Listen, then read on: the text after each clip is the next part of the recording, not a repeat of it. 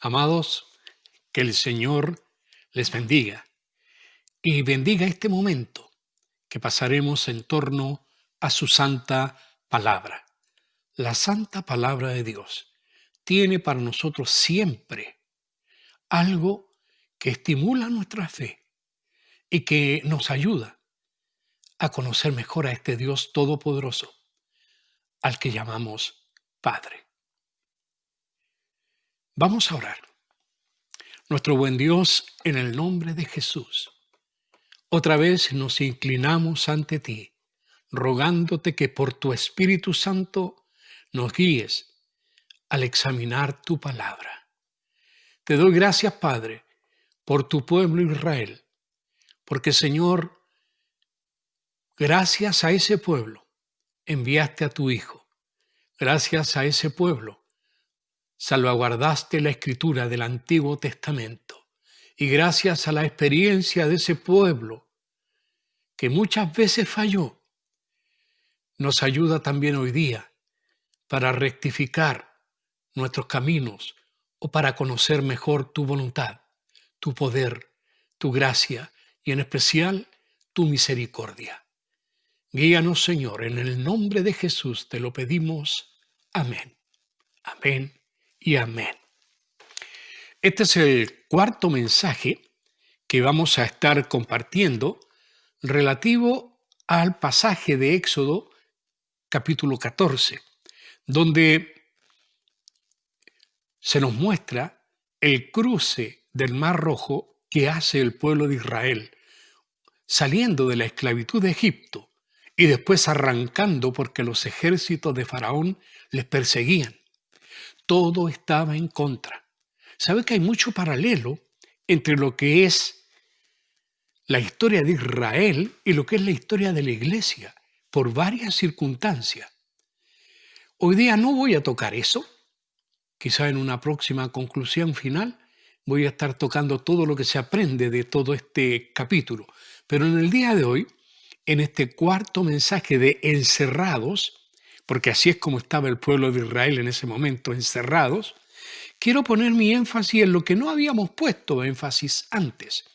Mi énfasis hoy día, nuestro énfasis al ver la palabra, estará cifrado en lo sobrenatural, en lo que fue la compañía de Dios a ese pueblo en los momentos difíciles, cómo Él solucionó problemas, cómo Él les protegió. Pero vamos a la palabra, en el nombre bendito del Señor. Solamente vamos a leer del capítulo 14, 2 versículos hoy día también, que dice así, versículo 19 y el versículo 20. Y el ángel de Dios, que iba delante del campamento de Israel, se apartó e iba en pos de ellos. Y asimismo, la columna de nube que iba delante de ellos se apartó y se puso a sus espaldas. E iba entre el campamento de los egipcios y el campamento de Israel, y era nube y tinieblas para aquellos, y alumbraba a Israel de noche, y en toda aquella noche nunca se acercaron los unos a los otros.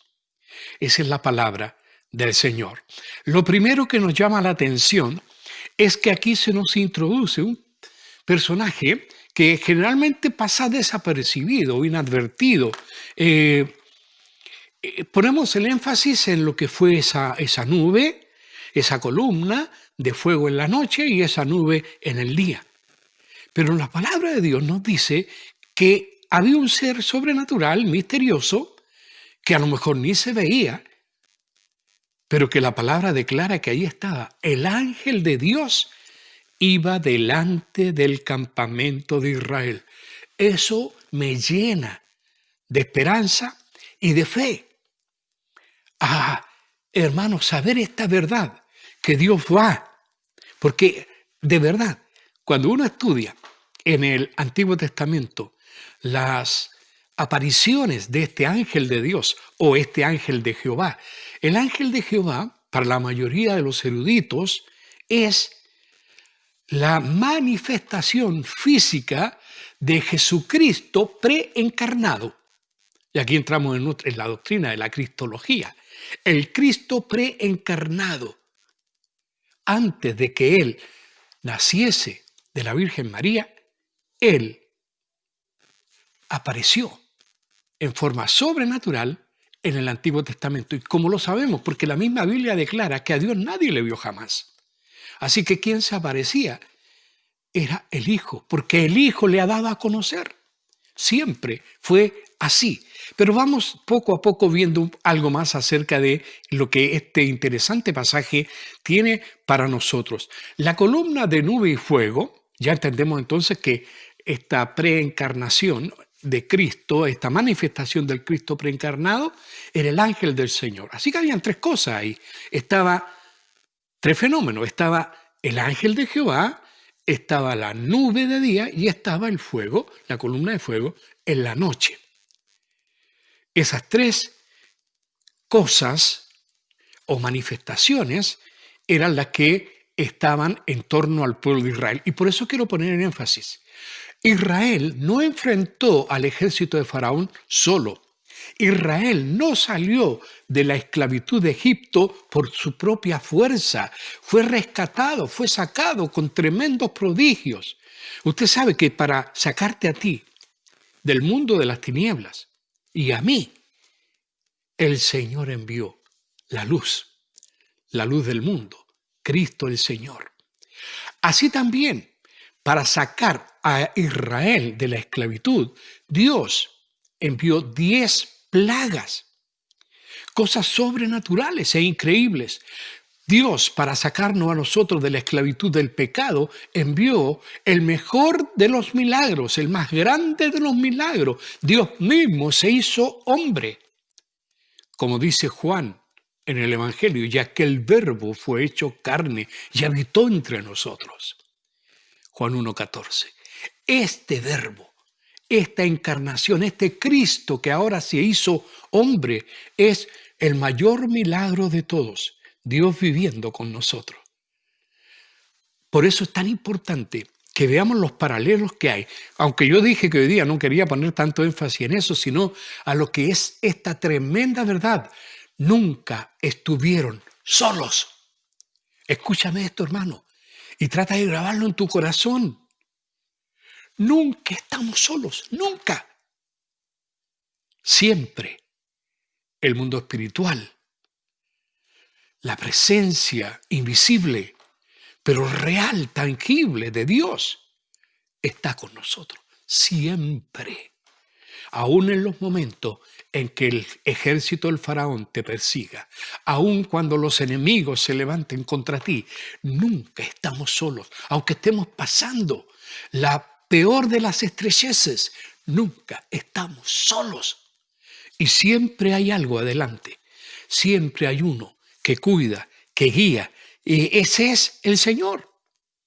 Fíjese que, como lo he dicho ya en otros pasajes, el libro de Nehemías es interesante porque además de relatar la propia historia de Nehemías en cuanto a la reconstrucción de los muros de Jerusalén, además de eso, permite que Nehemías muchas veces para incentivar al pueblo y en sus propias oraciones, cuando se dirigía a Dios, él tomaba como recuerdo en el pasado lo que Dios había hecho con Israel. Y ponía su mirada atrás, no para quejarse, no para amargarse, no para decir todo tiempo pasado fue mejor, como muchas veces decimos nosotros, sino que simplemente para recordar que las peores calamidades que enfrentó su pueblo, Dios estuvo con ellos. Y así él reclamaba, Señor, entonces tú también estás conmigo. Y hermano, esa es la realidad, eso es la fe, creer estas verdades, creer esto. Yo creo que Dios me ve, yo creo que Dios me oye, yo creo que Dios me cuida, yo creo que Dios me provee, yo creo que Él me guía, yo creo que Él me protege de todo mal.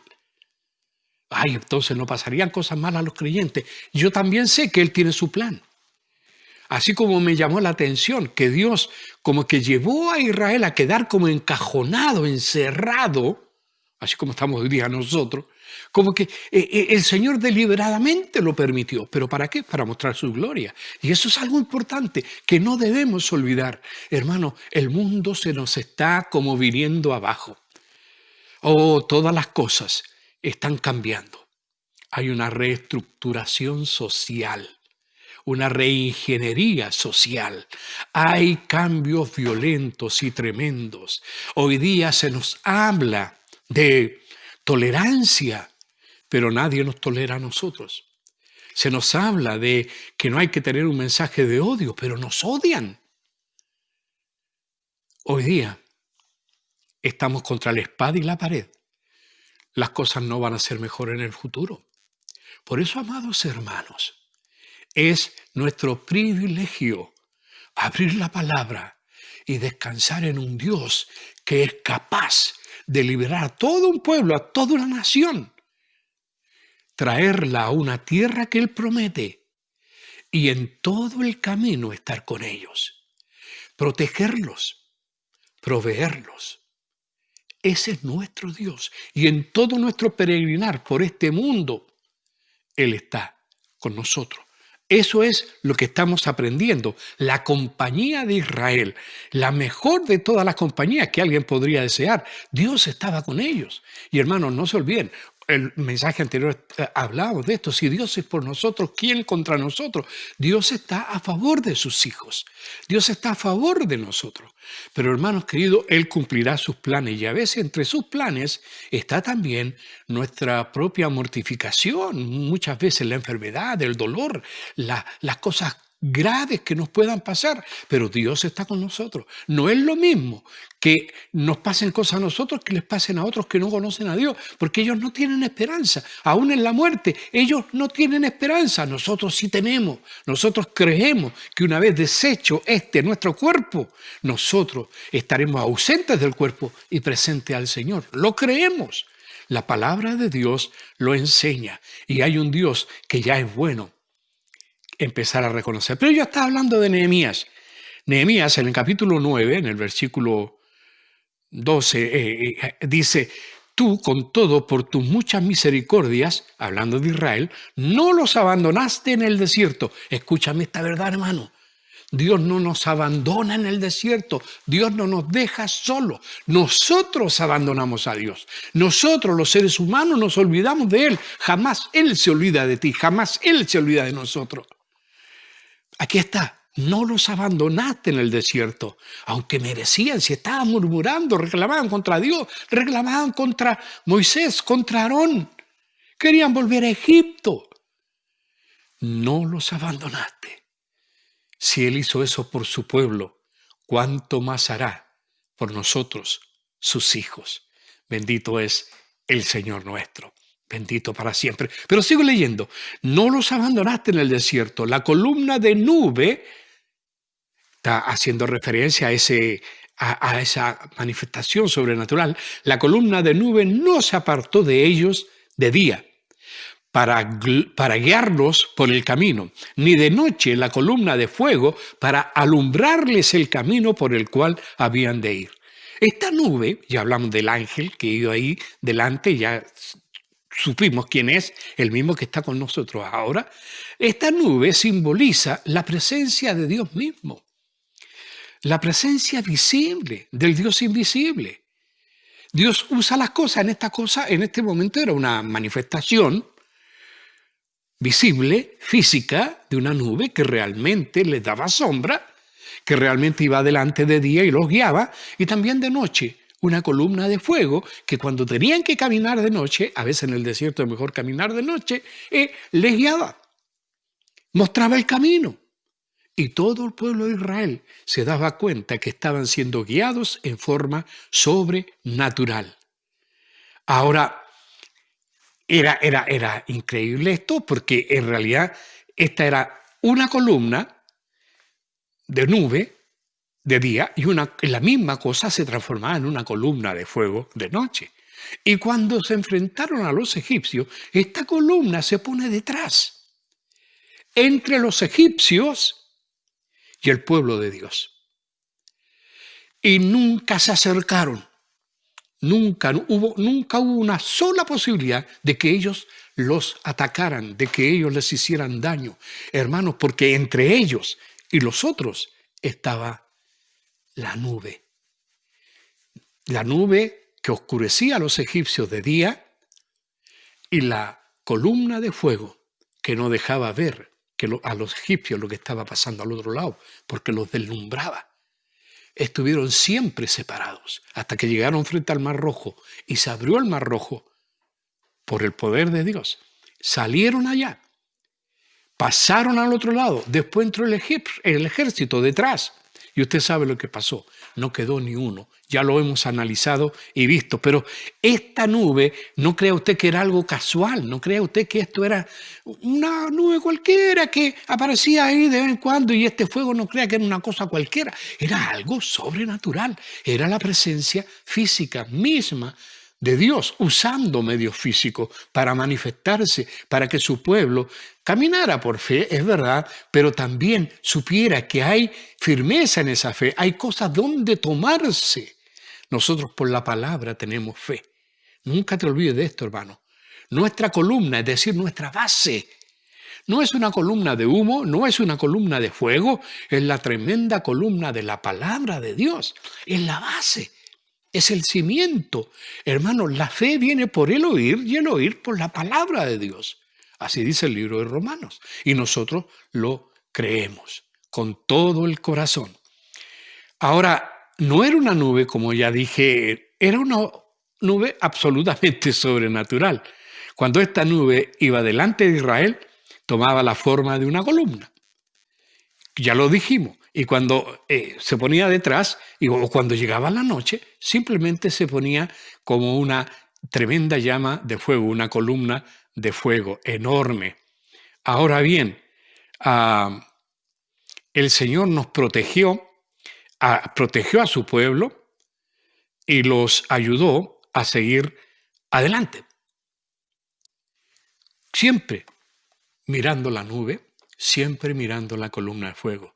Cuando tú sigues adelante, siempre mira la palabra. Siempre, porque esa es tu luz, esa es tu protección. Ahí está especificada la voluntad de Dios. Así lo conocemos mejor y así entonces nuestra propia fe crece para gloria bendita del Señor bendito. Ahora quiero seguir leyendo algunos otros pasajes porque hay cosas interesantes. La nube de gloria se cernía sobre el tabernáculo también, el tabernáculo hebreo. Ahora esta palabra tabernáculo en hebreo es mishkan, que significa morada, casa, residencia. En Éxodo, el capítulo ya mucho más adelante, el capítulo 40, dice, entonces una nube cubrió el tabernáculo de reunión y la gloria de Jehová llenó el tabernáculo. Y no podía Moisés entrar en el tabernáculo de reunión porque la nube estaba sobre él y la gloria de Jehová lo llenaba. Y cuando la nube se alzaba del tabernáculo, los hijos de Israel se movían en toda su jornada. Pero si la nube no se alzaba, no se movían hasta el día en que ella se alzaba. Porque la nube de Jehová estaba de día sobre el tabernáculo y el fuego estaba de noche sobre él, a vista de toda la casa de Israel en toda su jornada. Estamos hablando de 40 años en el desierto. El tabernáculo en el desierto fue la manifestación visible de Dios en la tierra y entre su pueblo. Cuando Israel entró en esta tierra prometida, la nube se convirtió en lo que se llamó después Shekinah. La Shekinah es una palabra hebrea que aparece en los antiguos comentarios judíos, rabínicos, llamados Talmud o Targúmenes. En los Targúmenes aparecen esta palabra, Shekinah, para referirse a la luz que brillaba entre los querubines sobre el propiciatorio del arca de la alianza. Tanto en el tabernáculo pasaba eso, como en el templo que edificó con los años después Salomón. En el templo de Salomón, la nube llega a simbolizar la presencia misma de Dios. Esto está en segundo libro de Crónicas, capítulo 7, versículo 1 y 2. Podríamos leerlo. Dice, cuando Salomón estaba dedicando el templo, cuando Salomón acabó de orar, descendió fuego del cielo y consumió el holocausto y las víctimas. Y la gloria de Jehová, la Shequina, llenó la casa y no podían entrar ni los sacerdotes en la casa de Jehová, porque la gloria de Jehová había llenado la casa de Jehová. Estaba muy claro qué cosa era esta nube, qué cosa era este fuego. Simplemente esto era la presencia de Dios. No es casual, hermanos, que cuando nace la iglesia, en el libro de los Hechos, capítulo 2, la iglesia nace cuando Dios viene a morar en los creyentes. Y eso sucede en Hechos capítulo 2. Cuando el Espíritu Santo, en el día de Pentecostés, llena con su fuerza, con su poder, a los discípulos. En ese momento nace la iglesia, Dios viviendo en medio, pero ahora no sobre como una nube, sino que en medio, dentro de nosotros. Ahora somos Shekinah, somos también la morada de Dios. Somos templo de Dios, como llega a decir el apóstol Pablo. Por eso el respeto que debemos tener por la vida humana. Por eso el respeto que tenemos que tener por nuestro propio cuerpo y nuestra vida de santidad. Porque esto es lo que somos, templo, donde mora el Espíritu Santo. Y el Espíritu Santo, acuérdate que a los discípulos en el aposento alto, en Hechos capítulo 2, se le aparecieron como llamas de fuego sobre su cabeza. Otra vez estos símbolos que ya habíamos visto en el Antiguo Testamento, ahora presentes también en la iglesia. La gloria de Jehová llenaba el tabernáculo, después llenó el templo. Escúchame, hermano, la gloria de Jehová, el poder del Señor, está en nosotros. No es para que nos creamos nosotros los grandes campeones ni los grandes héroes, porque, hermanos, somos barro. La única gracia es que Él mora en nosotros. La única gracia es Él en nosotros. Nuestra esperanza de gloria es Él en nosotros. Y nosotros por fe en Él. Bendito es el nombre del Señor. Fíjese que el Salmo 27:11 dice, Jehová, a lo mejor usted lo ha cantado alguna vez, Jehová es mi luz y mi salvación. ¿De quién temeré? Jehová es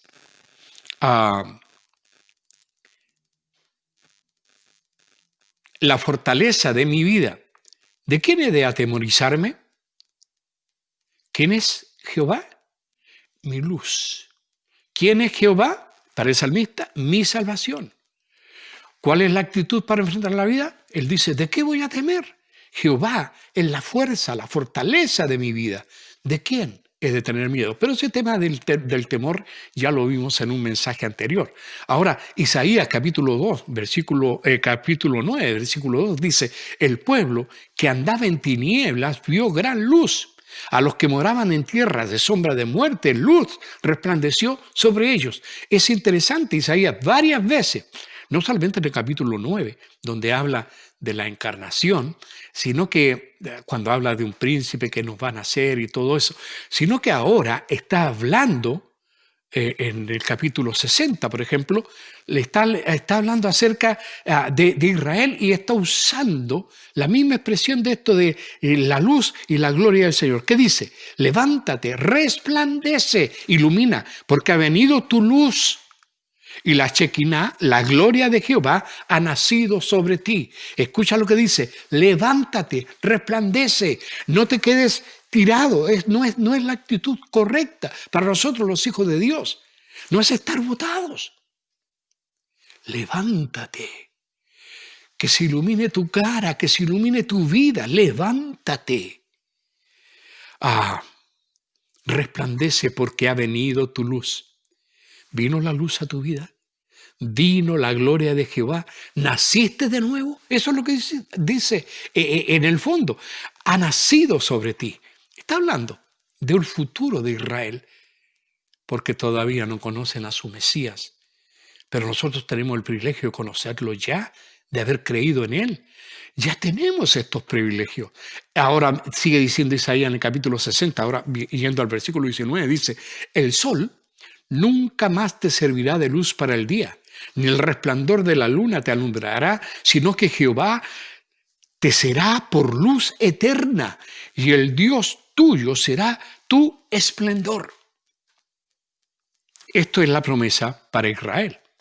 Ahora, los antiguos rabinos, esto fue una sorpresa para mí descubrirlo también, decían, en estos targúmenes, decían que la luz es el nombre del Mashiach, es el nombre del Mesías.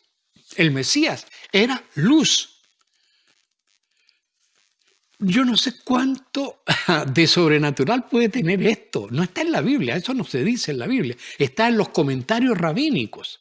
Y ellos dicen, antiguos rabinos decían que el Mesías era la luz para Israel.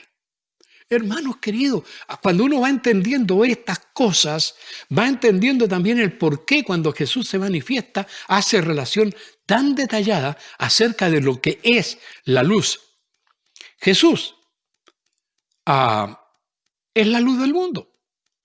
Él mismo declaró, él dijo, yo soy la luz del mundo.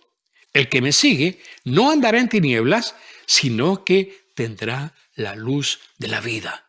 Así lo pone Juan, capítulo 8, versículo 12. Yo soy la luz del mundo. ¿Qué está diciendo? Yo adrede uní estas dos ideas. La idea de lo que decían los antiguos rabinos antes de que Jesús naciera siquiera, cuando hablaban y comentaban en sus escritos y comentarios acerca del Mesías, lo asimilaron a la palabra luz. El Mesías sería la luz de Israel. ¿No te parece extraño? A mí no me parece en realidad, pero es significativo entender esta verdad. Cuando Jesús se presenta y dice, yo soy la luz del mundo.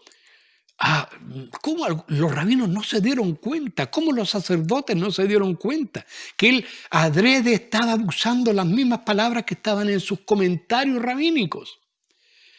Justamente antes de sanar a un ciego, que usted lo puede encontrar también en el libro de Juan, Jesús dijo, ahora ya en el capítulo que sigue, en el capítulo 9, en el versículo 5, dice, entre tanto, este es Cristo que habla, Cristo Jesús dice, entre tanto que estoy en el mundo, luz soy del mundo. Usted y yo no tenemos la columna de humo, no tenemos la columna de fuego que alumbra de noche, pero tenemos la luz de Cristo que alumbra en las tinieblas. Él es el que guía nuestros caminos. Él es el que nos protege. Él es el que nos provee. Él, honramos su nombre cuando recordamos estas cosas. Más tarde el mismo Señor Jesús clamó, otra vez en Juan, capítulo 12, versículos 44, 45 y 46, dice, Jesús clamó y dijo, el que cree, escúcheme, clamó, recuerda que mencionamos la otra vez lo que es clamar, es hablar vociferando, es hablar con voz en cuello, es hablar con fuerza, con energía, cosas que salen de lo profundo de uno. Es gritar. Jesús gritó y dijo, el que cree en mí, no cree en mí, sino en el que me envió. Y el que me ve, ve al que me envió. Y luego agregó, yo, la luz, he venido al mundo, para que todo aquel que cree en mí no permanezca en tinieblas. Y estoy poniendo esto énfasis. Créeme, yo no lo estoy diciendo con la fuerza con que Jesús lo dijo, pero Él lo gritó, lo proclamó. El que cree en mí, no cree en mí, sino que está creyéndolo al que me envió a mí. Y el que me ve, ve al que me mandó. Yo, la luz, he venido al mundo. Más significativo no puede ser. Cuando Jesús declaró que Él era la luz, en el fondo estaba diciendo que Él era el portador de la verdad. Estaba diciendo que Él era el dador de la salvación de Dios. Él era la revelación final. Dios nos ha hablado muchas veces antes por medio de los profetas. Así dice Hebreos capítulo 1. Pero ahora en los postreros tiempos nos ha hablado a través de su Hijo. Él es la última revelación de Dios. La última revelación completa. ¿Por qué? Porque es Dios mismo hecho hombre. Hay mucha gente que duda o que pone ahí sus bemoles para creer que Cristo es Dios. Pero definitivamente lo es. Hay una identidad entre el Padre y el Hijo. Y son uno. Gracias a Dios. Él demandaba, Jesús, al proclamar todo esto, él demandaba ser el único que da salvación eterna. No sé si ustedes recuerdan, yo creo que sí, Juan capítulo 14, versículo 6, donde dice, Jesús le dijo, yo soy el camino y la verdad y la vida. Nadie viene al Padre si no es por mí. Él es la luz activa que conquista la oscuridad espiritual. Jesús dijo, yo soy el camino y la verdad y la vida. No hay otra luz, solamente lo que Él alumbra. El apóstol Juan, y si usted se dio cuenta, casi todo lo que sabemos acerca de Cristo como la luz, lo escribió el apóstol Juan. De hecho, la mayoría de nosotros, cuando hablamos de Jesús, del Cristo, no ponemos todo el énfasis que debiéramos a estas expresiones donde Cristo fue tan enfático en cuanto a que Él es la luz del mundo. Y se nos olvida toda la enseñanza que hay en la Biblia, no solamente en este pasaje del libro de Éxodo 14, que estábamos viendo en cuanto a la luz que alumbraba el camino. El apóstol Juan, en el comienzo de su evangelio, describe a Jesús como la luz. Es importante como Juan, uno de los más cercanos al Señor Jesús cuando Él estuvo en medio de nosotros, describe específicamente esto de que Jesús es la luz del mundo. Así lo dice Juan capítulo 1, versículo 4 y 5. Dice, en Él, en Cristo, estaba la vida y la vida era la luz de los hombres. La luz en las tinieblas resplandece y las tinieblas no prevalecieron contra ella. Ahora, en el mismo capítulo 1, el apóstol Juan, en su evangelio, habla acerca del ministerio de Juan el Bautista y otra vez menciona la luz. Veamos los versículos 7, 8 y 9 del evangelio de Juan en capítulo 1. Dice, hablando de Juan el Bautista, vino por testimonio, para que diese testimonio de la luz, a fin de que todos creyesen por él. No era él la luz, sino para que diese testimonio de la luz. Aquella luz verdadera que alumbra a todo hombre venía a este mundo. Este Jesús, nuestro Señor Jesús, Él prometió vida espiritual. Él prometió vida eterna a todos los que lleguen a creer en Él. Él promete también que no vamos a caminar más en las tinieblas, sino que tendremos la luz de la vida. Nadie podía hacer ese tipo de promesa. ¿Qué más recuerdan cuando vimos estos mensajes anteriores, qué más que Dios puede perdonar pecado? Bueno, Jesús tenía esa autoridad, porque es Dios. Él ilumina también el espíritu y el alma del hombre, porque todos nosotros estábamos muertos y ahora estamos en vida, porque todos nosotros estábamos en tinieblas y ahora estamos en su luz. Él trae la convicción por su Espíritu Santo que nos convence de pecado. La luz del Señor nos muestra, cuando llegamos a verla, la tremenda desgracia del pecado humano, el dolor que nos produce el saber que somos pecadores. Jesús llega a decir, el que me sigue, es decir, el que confía en Él y obedece su palabra, Él dice, recibe vida espiritual. El que cree en mí, aunque esté muerto, vivirá. Como la luz del mundo, Jesús debe ser seguido. Así como Israel siguió a la columna de fuego que lo iluminaba en medio de las tinieblas, así también nosotros debemos seguir a Jesús en el día de hoy, porque Él es nuestra luz. Así como la columna de humo y de fuego protegía a Israel, así también nosotros somos protegidos. Así también nosotros somos encaminados, nunca más solos. Ya lo hemos repetido.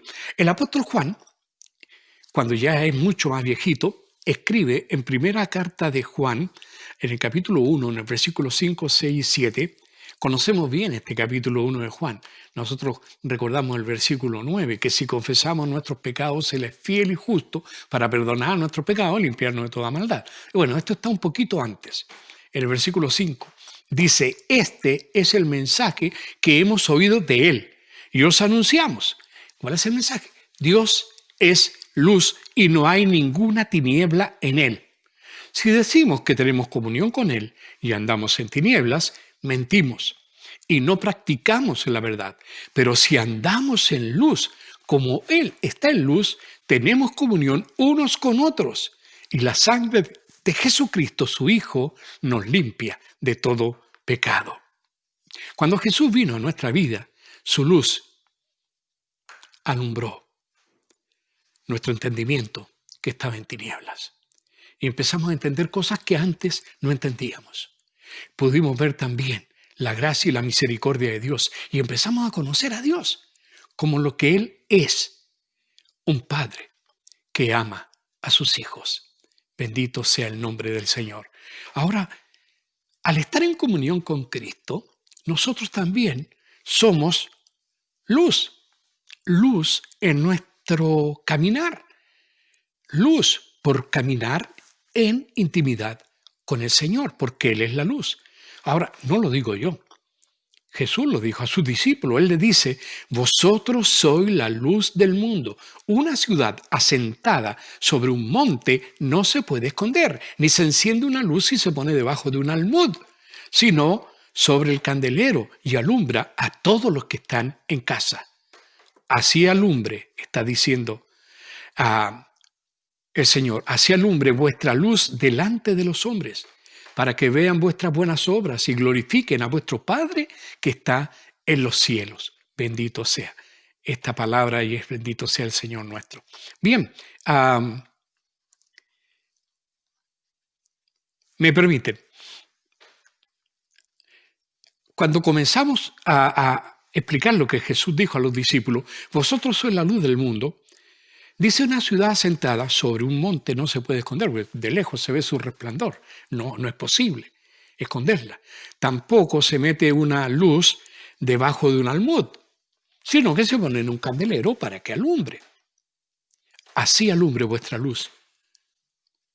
Eso es lo que está diciéndonos el Señor y nos está pidiendo el Señor. Así alumbre vuestra luz delante de los hombres. Y debo decirles algo, hemos fallado en esto. Quizás no se nos ha predicado, no hemos enseñado con el énfasis que esta palabra requiere, lo que el Señor quiere que seamos. Nos hemos quedado callados cuando las tinieblas han prevalecido. En el día de hoy seguimos como escondidos. No estamos cumpliendo nuestra labor de luz, seguimos debajo de la mesa cuando debiéramos estar sobre ella. Hoy día las tinieblas tienen más fuerza que nosotros. Hoy día no hay quien alumbre, no hay quien muestre el camino del Señor. Hoy día estamos como arrinconados en un rincón y el mundo está haciendo lo que ellos quieren. Hoy día se dictan leyes que en realidad están cambiando la sociedad, están reestructurando la forma de convivencia, están cambiando las costumbres, están con ideologías que no corresponden para nosotros. Y lo que yo más temo es que muchos cristianos, en vez de ser luz, están en medio de las tinieblas. Muchos cristianos están de acuerdo con esas ideas. Muchos cristianos, en vez de ser fieles a la luz, fieles al Señor, siguen con esas ideas que son humanas, humanistas. En el día de hoy escuchaba por casualidad a unas personas en España, unas mujeres feministas, que hablaban y decían cosas en contra de un pobre hombre, de un hombre no tan pobre, un hombre que criaba gallinas. Y para ellos era un escándalo cómo tratan a las gallinas. Oiga, ¿sabe? La Biblia dice que nosotros como seres humanos fuimos creados a imagen de Dios. ¿De dónde viene esta idea de que estos animales y cualquier animalito, su vida es la misma y vale lo mismo que la del hombre? Hermanos, por favor, yo no entiendo esto. Yo no entiendo cómo estas mujeres que reclaman por la vida de las gallinas, de las vacas, de las ballenas y de todo lo que usted quiera, cómo esas mujeres pueden estar de acuerdo con que una mujer aborte y están a favor de eso. Eso es un contrasentido. Y nosotros, ¿qué decimos? Nos quedamos callados. Nosotros a veces, bueno, es que no es para tanto. Hermanos queridos, ahora es el tiempo. Ahora que las tinieblas son más grandes. Ahora hay que ser luz. Hoy día están prohibiendo la palabra de Dios. Hoy día dicen que tiene un lenguaje de odio. Hoy día se habla tanto de ser tolerantes con otros. Y ya con nosotros no son tolerantes. Nos arrinconan, nos dejan de lado. Y si no estamos de acuerdo con lo que ellos creen y piensan, entonces somos enemigos de la sociedad. Hay que callarlo, no tenemos derecho a hablar. No tenemos derecho a decir lo que pensamos ni en la plaza de armas. Ahí puede hablar cualquier charlatán. Pero si usted va a hablar de Dios, te van a llevar preso. Porque puedes tener un mensaje de odio. Que Dios ayude a la iglesia. Hoy día tenemos que brillar. Hoy día hay que empezar a mostrar la luz de nuestro bendito Cristo. Él es la luz. No te avergüences del Señor, no te avergüences del Evangelio, no te avergüences de tus convicciones, avergüénzate de tus pecados, avergüénzate de lo que no hacemos para la gloria de Él. Avergüénzate de haber estado indiferente mientras el diablo nos ganaba ventaja. Que el Señor nos ayude, hermano. Nuestra luz no es nuestra, en realidad somos como un espejo que reflejamos la luz del sol. Así nosotros reflejamos la luz de Cristo en nuestras vidas. Por eso debemos vivir vidas santas, por eso debemos vivir vidas que sean estimulantes para otros, que sean buen ejemplo para otros. Que nadie pueda decir nada de nosotros porque hacemos cosas buenas. Hermanos, que Dios nos ayude a cumplir nuestro propósito o el propósito que Dios tiene para su iglesia. Hermano, cuando Israel pasó por el desierto, no estuvo solo. Cuando Israel enfrentó a enemigos, no estuvo solo. Cuando se le cerraron todas las puertas, no estuvo solo. Dios estaba con ellos. La gloria de Dios estaba con ellos. Y contigo y conmigo, ¿quién está? El Espíritu de Dios mora en ti. El Señor Jesús, como ya vimos, ya prometió que estaría con nosotros todos los días hasta el fin del mundo. Y se fue. Pero está con nosotros. Ahora mismo está con nosotros. Nosotros, hermanos queridos, tenemos que vivir en cuanto a esa realidad. Él está con nosotros. Y si Dios es por nosotros, ¿cuántas veces hemos dicho lo mismo? ¿Quién contra nosotros? Hermano, además, esto de la luz todavía no nos cabe en la mente todo lo que implica. Este apóstol Juan, que habló acerca de lo que era Cristo desde su encarnación, ahora nos muestra una imagen en el libro Apocalipsis, que también lo escribió Juan, ahora ya era muy anciano. Él escribe acerca del reino, acerca de la ciudad celestial, acerca del cielo. Y él mira cómo lo pone. Y hermano, por favor, pon atención, porque esta será tu casa cuando te vayas de aquí. Esta será tu casa. Apocalipsis 21, 23 al 27 dice, y no vi en ella en la santa ciudad, no había en ella templo, porque el Señor Dios Todopoderoso es el templo de ella y el Cordero. ¿Cuál es el templo? El Dios Todopoderoso y el Cordero. Ellos son el templo, son la estructura. La ciudad no tiene necesidad de sol ni de luna que brillen en ella, porque la gloria de Dios la ilumina.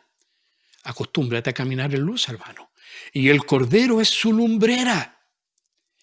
Y las naciones que hubieren sido salvas andarán a la luz de ella. Estas mismas naciones que están en las tinieblas, las que no sean destruidas, cuando venga el juicio a las naciones, que ya se apronta, esas mismas naciones, las que queden, van a dar ahora al fin en cuanto a la luz de Dios. Y los reyes de la tierra traerán su gloria y honor a ella. Sus puertas, las puertas de esta ciudad, nunca serán cerradas de día, pues allí no habrá noche.